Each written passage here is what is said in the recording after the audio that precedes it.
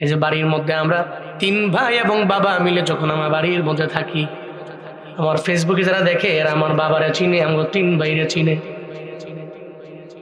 আমার বাবা আমগরে দেখলে বাপ প্রতিবার যখন আমরা একসাথে হই বইলা দেয়, নামাজ ভাগ করে দিলাম। ফজরের নামাজ বড় ছেলে পড়াইবে, এরপরে জোহর আসরের মধ্যে যেহেতু গোপনে গোপনে সূরা, মাগরিব পড়াবে মেজো ছেলে, এশা পড়াবে 3 নম্বর ছেলে। খুব মজা লাগে। সব বাড়িতে যাইয়া মসজিদের মধ্যে সবাই মিলে গিয়া নামাজ পড়ি। মুসল্লিরাও আনন্দ পায়, শান্তি পায়, আমরাও মনে হয় শান্তি পাই। বাবা রে, বাবা আমার অনেক বড় লোক ছিল এমন না, অনেক বড় টাকাওয়ালা এমন না, অনেক দামি বাড়ি গাড়ির মালিক এমন না। উনি অনেক আমলওয়ালা মানুষ, দিল খোলা মানুষ, তাকওয়াবান মানুষ। এই জন্য তো ওনার দোয়ার বদৌলতে আল্লাহ পাক এখনো ভালো রাখছে রে বাবা, এখনো চলতে পারি, এখনো খাইতে পারি, দুনিয়ার মানুষগুলোরে ঘুরে ঘুরে বুঝাইতে পারি। আমার মতো কত বক্তা আছে ইলিমওয়ালা, আল্লাহ পাক যারা কবুল করেন না, উনি পাগল হয়ে যায় বয়ান করার জন্য। বিভিন্ন জায়গায় গেলে এসে সামনে বসে, জুনায়েদ ভাই বয়ান করেন কোন কিতাব থেকে বলেন না। আমি তো সব কিতাব মুখস্থ করলাম, কিন্তু ময়দানের মধ্যে গেলে আমি আর বলতে পারি না। আমি বলি আপনি বক্তা হবেন ভালো কথা, তবে আপনার বাবার দরবারে যান, ওখানে গিয়া বলেন বাবারে তুমি একটু দোয়া করে দাও, আল্লাহ যাতে আমার বড় দামি মানুষ বানায়। আল্লাহর কসম করে বলি, এই সমস্ত তাকওয়াবান বাবার পিতারা এই দুনিয়ার মধ্যে রাজ কায়েম করতে পারে। এটা আমার কামালিয়াত না, এটা আমার মা বাবার কামালিয়াত। এদের চোখের পানি আমার আল্লাহ ফিরাইয়া দেয় নাই। এরা যখন রবের দরবারে আবদার জানাইছে, আল্লাহ গো তুমি আমার ছেলে এগুলারে দুধে ভাতে খাওয়াইও, আল্লাহ গো আমার ছেলে মেয়ে এগুলারে তুমি রিজিকের মধ্যে বরকত বাড়াইয়া দিও। আল্লাহর কসম করে বলি, আপনার বাবা যখন আপনার জন্য রবের দরবারে হাত বাড়াইয়া নামাজের পরে রবের দরবারে আবদার জানাইবে, ও আল্লাহ আমার ছেলেটারে মানুষের মতো মানুষ বানাও, বলতে দেরি হয়ে যাবে, বাবা দোয়া করতে দেরি, মা দোয়া করতে দেরি হয়ে যাবে, আর যত দুনিয়ার যত বুলেট আছে সব মিস হয়ে যেতে পারে। এই দোয়া আল্লাহ দরবারে যাইতে মিস হতে পারে না। এই দোয়ার এত পরিমাণে পাওয়ার, দুনিয়ার সব দোয়া মিস হয়ে যেতে পারে, কিন্তু মা বাবার দোয়া জীবনেও কোনোদিন মিস হয় না রে বাবা।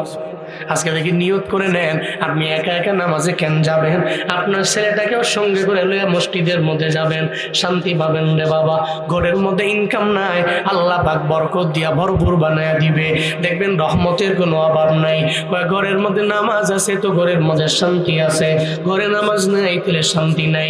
আপনার ঘরওয়ালি যদি নামাজ না পড়ে, পর্দা না করে, আল্লাহর কসম একবার, আল্লাহর কসম 2 বার, আল্লাহর কসম 100 বার করে বলতে পারি, ওই ঘরের মধ্যে লক্ষ লক্ষ টাকা দিয়েও শান্তি হবে না, শান্তি হবে না। ঘরওয়ালি নামাজ পড়ে না, পর্দা করে না, আল্লাহর কসম আপনি কোটি টাকার মালিক হইছেন, মাসে বহু টাকা, ঘরে শান্তি নাই, থাকবে না। এটা ডায়েরিতে লিখে রাখেন, বাড়িতে মিলাম।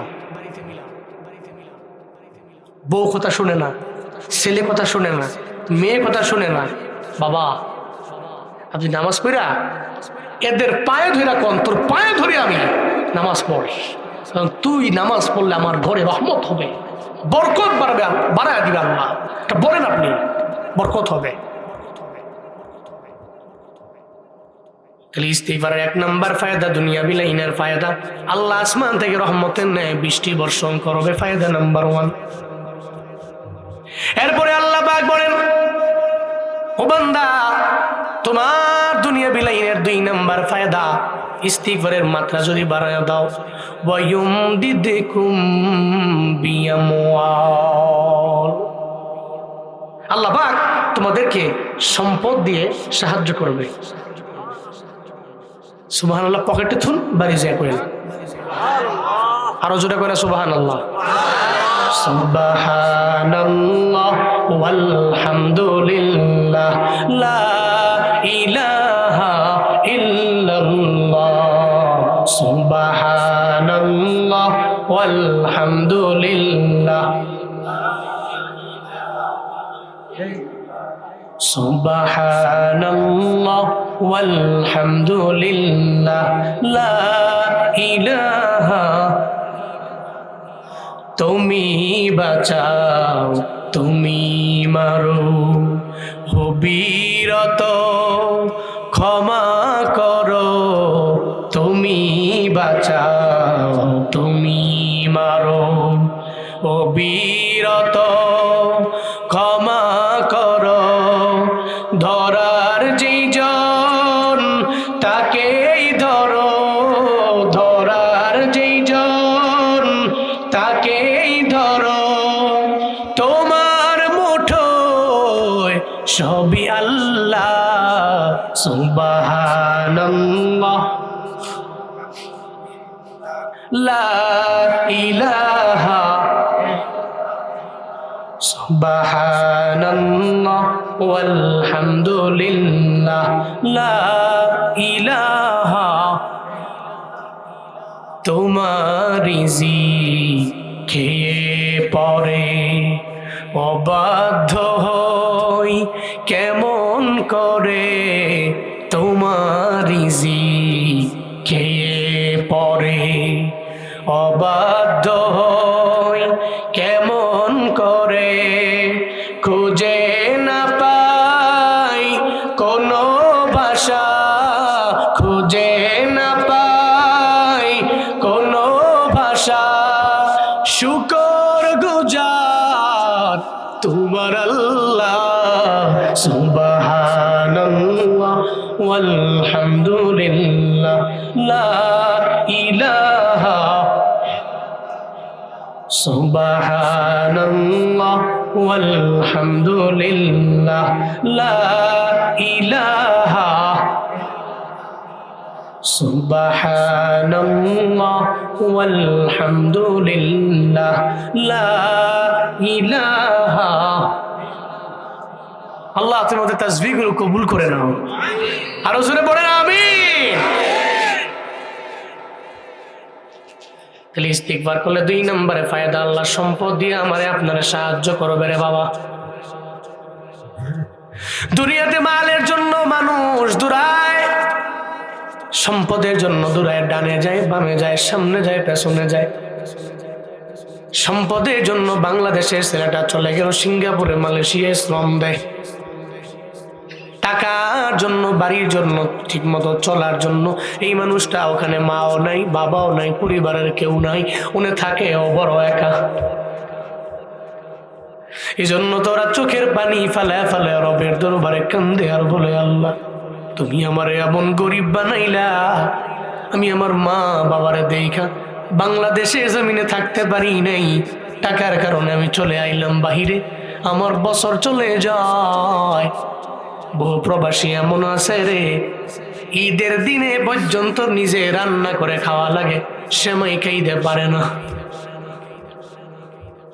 গত বছর রমজানে উমরা করার জন্য যখন যায়, হঠাৎ করে এক সৌদি প্রবাসী আমার কাছে আসলো, আইসা বলল, জুনায়েদ ভাই আপনার বয়ান শুনি, তবে প্রবাসীদের লেগে আপনি বয়ান করেন এটাও শুনি, রাতের বেলা লাগে লাগে ঘুমাই, আর আপনার জন্য রবের দরবারে দোয়া করি, আল্লাহ যাতে হায়াতের মধ্যে বরকত বাড়ায়া দেয়, আল্লাহ যাতে আপনার কণ্ঠে বরকত বাড়ায়া দেয়। দোয়া টোয়া কইরা এরপরে আমার কয়, হুজুর জানেননি আসলে কি ব্যাপার জানেননি, আমি আপনার কাছে আসছি আমার কিছু দুঃখের কথা শেয়ার করতে। আমি ঈদের দিনেও পর্যন্ত ঠিক মতো ঈদ উদযাপন আমি করতে পারি না। 1 নম্বরে আমি চোখের পানি ফেলে কান্না করি আমার মায়ের জন্য, আমার বাবার জন্য আমি চোখের পানি ফেলে ফেলে কান্না করি, কারণ আমি ঈদের দিনে যেখানে মারে পাই না, আমার বাবারে আমি পাই না, আমার পরিবারে আমি পাই না, আমার বিবিরে পাই না, আমার ছেলে পাই না, আমার মেয়ে পাই না। আমি সৌদি আরবে আমি বড় অসহায়, আমার ঈদের দিনও আমার কাফিল আমার জানায় দিল আজকে ঈদের দিনেও তোর ডিউটি করা লাগবে। এই কথা শোনার পরে আমি চোখের পানি ফালা রবের দরবারে কাঁদছি, আল্লাহ গো তুমি আমার এমন গরিব কেন বানাইলা, কফিল আমার ঈদের দিনেও ছুটি দেয় না, আমার ঈদের দিনেও পর্যন্ত আমার কাজ করা লাগে। পুরাটা বছরের মধ্যে আমি 2 দিন সময় পাই, আমার আনন্দের সময়, আমার খুশির সময়। ও আল্লাহ আমি আনন্দ যাপন করতে পারি না, আমি আনন্দ করতে পারি না, আমি খুশিতে দিনটাও কাটাইতে পারি না। হুজুর আল্লাহর দরবারে দোয়া করে করে দিবেন আল্লাহ, যাতে করে আমাদের একটু সচ্ছল বানায় দেয়। সচ্ছল হয়ে গেলে চলে যাব দেশে, আমার মা বাবার দিকে তাকাইয়া আমি আমার জিন্দেগিটা কাটায় দিব। ও বাবারা, দুনিয়াতে মানুষ এমন কষ্ট করে ঈদের ঈদ মনে করে না।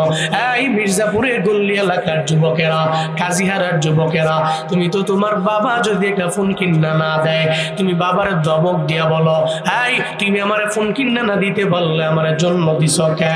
এরপরে তুমি আবার এটাও বলো, তুমি যদি আমার একটা বাইক কিনা দিতে না পারো আমার বন্ধুর মতো, তাহলে আমার জন্ম দিছে কে? এই যুবকেরা, তোমার বাবাই যেই পরিমাণ কষ্ট করে তোমার বিন্দু মাত্র পরিমাণ জানা নাই। বাংলাদেশের মানুষেরা এরা মনে করতে পারে প্রবাসে যারা পাঠাইলাম ওখানে মনে হয় টাকার মেশিন আছে, চাপ দিলে টাকা বের হয়ে যায়, চাপ দিলে বের হয়ে যায়। আল্লাহর কসম, আমার প্রবাসীরা যে পরিমাণে কষ্ট করে রে বাবা, অন্য কেউ বাংলাদেশে এত পরিমাণে কষ্ট করে না।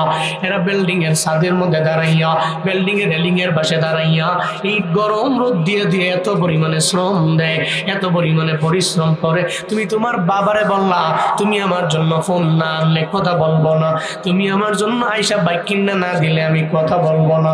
সাবধান, জীবনে কোনোদিন বাবারা এই কথা বইল না। ও বাবারা, আজকে থেকে পরিপূর্ণ নিয়ত করে নাও, আমি জীবনে আমার বাবার সাথে আমি অন্যায় আচরণ করব না, আমার মার সাথে আমি অন্যায় আচরণ করব না। যারা শ্রম দিয়ে দিয়ে সম্পদ কামায়, জীবনেও কোনোদিন আমি তার অকৃতজ্ঞ হব না।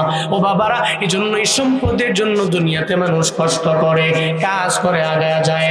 আল্লাহ কয় তোর সম্পদ লাগবে রে গোলাম, আমি আল্লাহ তোর জানায় দিলাম পথ, ইস্তিগফারের মাত্রা বাড়ায় দাও, আমি আল্লাহ তোমার সম্পদ বাড়ায় দিব, আমি আল্লাহ তোমাকে সম্পদ দিয়ে সাহায্য করব। শুধু তাই না রে বাবা, আল্লাহ পাক রব্বুল আলামিন এবার আবার জানায় দেয়, তুই যদি ইস্তিগফার করো তাহলে দুনিয়া বিলাইনের ফায়দা নাম্বার 3, ওয়ায়ুমদিদকুম বিবানিন। দ্যাট মিন্স আল্লাহ পাক রব্বুল আলামিন 5 বছর হয়ে গেল সন্তান নাই, 10 বছর হয়ে গেছে সন্তান নাই, এমন স্বামী স্ত্রী কি সমাজে নাই? এমন দম্পতি কি নাই? চোখের পানি ফেলে আল্লাহর কাছে কান্দে, আল্লাহ একটা ছেলে দিতা না, একটি পুত্র দে রে আল্লাহ, একটি পুত্র দে, কামাই খাইবার আশা নাই রে, আমায় মাটি দিবকে, কামাই খাইবার সাদ নাই রে, আমায় মাটি দিবকে।